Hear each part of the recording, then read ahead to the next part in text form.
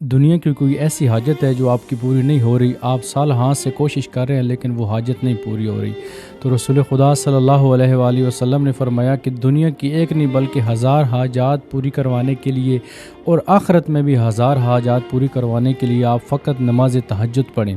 رسول خدا صلی اللہ علیہ وآلہ وسلم نے فرمایا جو کوئی بندہ نماز تہجد پڑھتا ہے تو ہر رکعت کے بدلے اسے 1000 سال کی عبادت کا ثواب ملے گا، اور بروز قیامت ان 70 اشخاص کی وہ سفارش کر پائے گا جن پہ جہنم واجب ہو گئی ہوگی، اور وہ سفارش کرے گا تو خداوند عالم اس کی سفارش کو قبول فرمائے گا اور انہیں جنت میں داخل کرے گا۔ اگر اس کی کوئی حاجت دنیا میں نہیں پوری ہو رہی تو وہ نماز تہجد ادا کرے، رسول خدا نے فرمایا اس کی 1000 حاجات پوری ہوگی اور آخرت میں بھی 1000 حاجات پوری ہوگی۔ اگر 11 رکعت نماز تہجد آپ ادا نہیں کر سکتے تو فقط 3 رکعت نماز تہجد پڑھیں، یعنی کہ 2 رکعت نماز شفعہ، 1 رکعت نماز وتر۔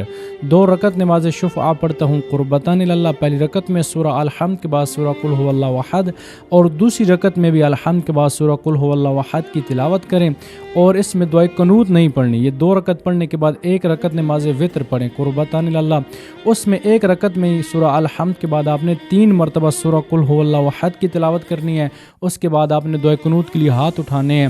دعائے قنوت میں کوئی بھی دعا پڑھنی ہے، اس کے بعد آپ نے 70 مرتبہ استغفر اللہ ربی واتوب الیہ، 300 مرتبہ الفو، اس کے بعد 40 مومنین زندہ ہوں یا مردہ ان کے نام، اس کے بعد دعائے قنوت ختم کر کے رکوع و سجود کرنا ہے، تشہد و سلام پڑھ کے آپ کی یہ نماز مکمل ہو جائے گی۔ اور یاد رکھیے آپ جب دعائے قنوت پڑھیں گے 70 بار استغفار اور 300 مرتبہ الفو اور 40 مرتبہ جو مومنین کے نام لیتے ہیں، فقط 1 بار استغفار کہہ دیں تو بھی کافی ہے، الفو 1 بار کہہ دیں تو بھی کافی ہے، 40 مومنین کے نام یاد نہ ہو تو کم بھی لے سکتے ہیں۔ اس نماز کو مکمل کریں، تسبیح زہرا پڑھیں، کوئی بھی آپ کی حاجات ہو رسول خدا نے فرمایا وہ پوری ہوگی، ایک نہیں بلکہ 1000 حاجات آپ کی پوری ہوں گی۔